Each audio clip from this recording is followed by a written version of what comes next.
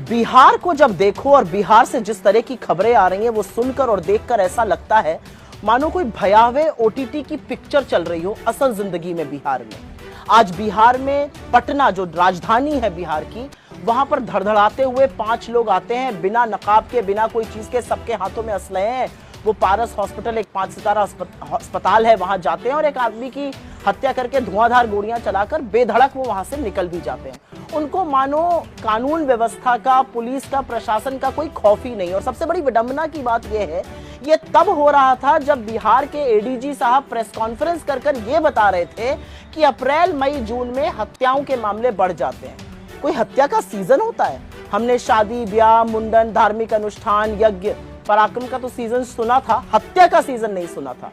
और सबसे शर्मनाक बात यह है कि ये आला पुलिस के अधिकारी एडीजी कृष्णन कुंदन जी ये तक कह जाते हैं कि किसान क्योंकि खाली है इसलिए अपराध बढ़ गया है, अभी जब किसान वापस कृषि करने चले जाएंगे तो अपराध घट जाएगा। अपनी नाकामी का ठीकरा, अपनी कानून व्यवस्था के ध्वस्त होने का ठीकरा आप इस देश के अन्नदाताओं पर फोड़ेंगे। इस देश के अन्नदाता अपराधी है। यही बीजेपी किसानों को गुंडा, मवाली, आतंकी, नक्सली क्या क्या कहती थी, अब वो अपराधी और हत्यारे भी बुलाए जा रहे हैं।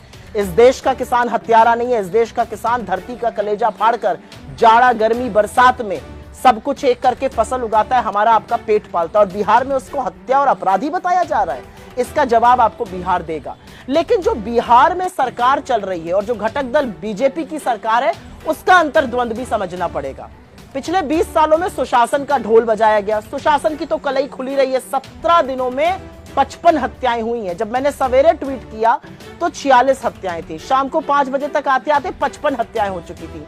चिराग पासवान जो मोदी जी के मंत्री हैं और इनके घटक दल के साथी हैं, वो कह रहे हैं स्थिति बड़ी चिंताजनक है बिहार में। लल्लन सिंह जो मोदी जी के मंत्री और जेडीयू के, वो कह रहे हैं ये सब छोटी मोटी घटनाएं हैं, ये होती रहती हैं।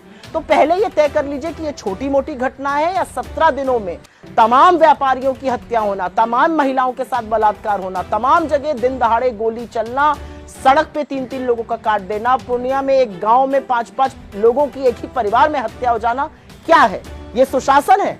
ये कुशासन का सबसे बदरूप चेहरा है। और एक जरूरी बात यहां पर बोलनी जरूरी है, बड़ा सुशासन का ढोल पीटा गया था। असलियत क्या निकली? असलियत तो यह है कि बिहार में पिछले 20 साल में बिहार आज देश में हत्या में, हत्या की कोशिश में, महिला अपराध में, बच्चों के साथ दुष्कर्म में, महिला अपहरण में देश में नंबर 2 पर बना हुआ है। आप आंकड़ों के साथ खिलवाड़ नहीं कर सकते हैं। और इधर उधर की बात करने वाले ये लोग आपको 20 साल पहले की बात बताएंगे, 40 साल बाद की बताएंगे। आज की वर्तमान स्थिति बिहार में ऐसी है कि बिहार से रोज रक्तरंजन की, बिहार से रोज मर्डर की, अगजनी की, अपहरण की बेखौफ होकर लोग कर रहे हैं और उसकी तस्वीर सामने आ रही है। आप ये सोचिए कि जब गोपाल खेमका जो एक बड़े कारोबारी थे, उनकी हत्या हुई तो पुलिस को जेल पर रेड करनी पड़ी।